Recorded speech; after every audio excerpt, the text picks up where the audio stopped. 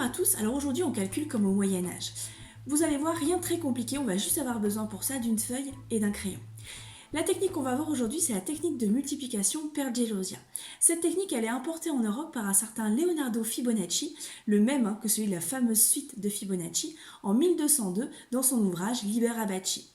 Dans ce livre, le mathématicien italien va tout simplement regrouper tous les savoirs mathématiques de l'époque, et notamment cette technique qui nous est venue d'Orient. Donc cette technique per gelosia, elle doit son nom à des fenêtres italiennes. On l'appelle aussi parfois technique par grillage ou technique par diagonale. Vous allez vite comprendre pourquoi. On va partir d'une opération assez simple, on va dire 23 fois 31. Donc vous voyez qu'on a un grand carré ici, et bien dans ce grand carré, nous allons tracer les diagonales.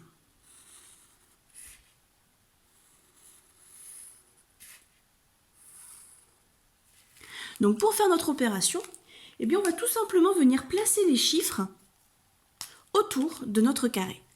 Donc 23 ici, qu'on multiplie par 31.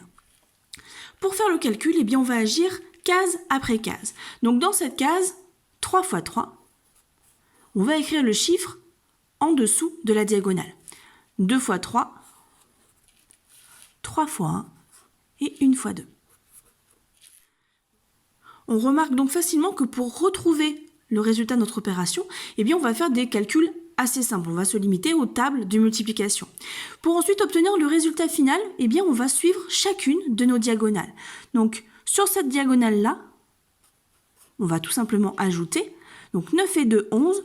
On va placer le 1 ici et notre retenue, eh bien on va la placer sur la diagonale suivante. 6 et 1, 7. Et donc pour avoir notre résultat, eh bien il nous suffit de lire ici 23 fois 31 égale 713. Essayons maintenant une opération un petit peu plus compliquée, 714 fois 226. Comme tout à l'heure, on va placer les chiffres devant les colonnes et les lignes, et on va ensuite faire nos opérations. Donc 2 fois 7, 14, alors que se passe-t-il? Eh bien on va tout simplement mettre les dizaines à gauche de la diagonale et les unités en dessous.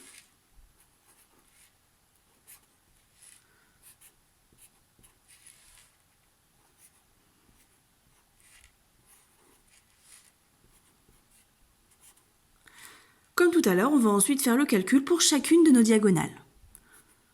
Sans oublier bien sûr toujours les retenues.